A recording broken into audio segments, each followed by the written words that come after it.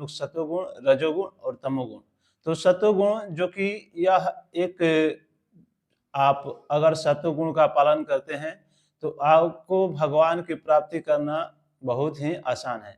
यानी सत्वगुण का अर्थ यह हुआ कि आप किसी भी प्रकार का अन्य प्रकार से विलिप्त न होकर कार्यों में, यानी अपने इंद्रिय तृप्ति के लिए अन्य किसी वस्तु का भोग करना, अन्य वस्तु के प्रति इच्छा प्रकट करना, ये सब सारा कार्य आप, और सात्विक रूप से रहेंगे, आपका भोजन सात्विक होगा, रहन सहन सात्विक होगा, किसी के प्रति कुछ भी विचार व्यभिचार हो वह किसी प्रकार के गलत ना हो, इस प्रकार से आप अपनाकर अपना सत्वगुण में रह सकते हैं।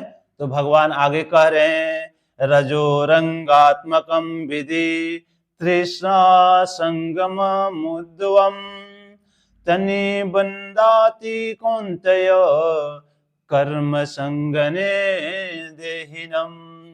यानी अब रजोगुण के कह रहे हैं, हे कुंती पुत्र, रजोगुण की उत्पत्ति असीम आकांक्षाओं तथा तृष्णाओं से होती है। यानी रजोगुण की उत्पत्ति कहां से होती है? इसकी उत्पत्ति असीम आकांक्षाओं, यानी आपके मन में अनेक प्रकार के क्या रहता है? आकांक्षा रहता है, किसी के प्रति, वस्तु के प्रति आपको मोह प्रकट हो जाता है, आकांक्षा की उस फल को अगर आपको प्राप्ति नहीं होती है तो आप जरूर अंदर से दुख आत्मा में डूब जाएंगे, तथा तृष्णा होती है, और इसी कारण से यह देहधारी जीव सकाम कर्मों से बंध जाता है।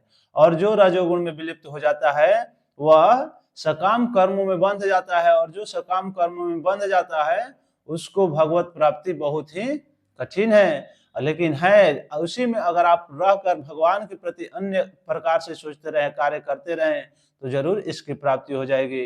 यानी रजोगुण की विशेषता यह है, पुरुष तथा स्त्री का पारस्परिक आकर्षण, पुरुष और स्त्री के प्रति आपका आकर्षण तेज हो जाएगा रजोगुण में। लेकिन सत्वगुण वाले व्यक्ति को ऐसा कभी भी किसी को परास्त करने में सक्षम रहता है, सत्वगुण का जो व्यक्ति होता है। लेकिन रजोगुण पुरुष तथा स्त्री का पारस्परिक आकर्षण होता है, स्त्री पुरुष के प्रति और पुरुष स्त्री के प्रति आकर्षित होता है। यानी जो रजोगुण का पालन करते हैं उसमें स्त्री और पुरुष के बीच का आकर्षण शक्ति होता है, यह रजोगुण कहलाता है। जब इस रजोगुण में वृद्धि हो जाती है तो मनुष्य भौतिक भोग के लिए ललायित होता है। यानी जो यह संसार में लोग पड़े हुए हैं वह यह अपनी भौतिक भोगों में ललायित हो जाते हैं,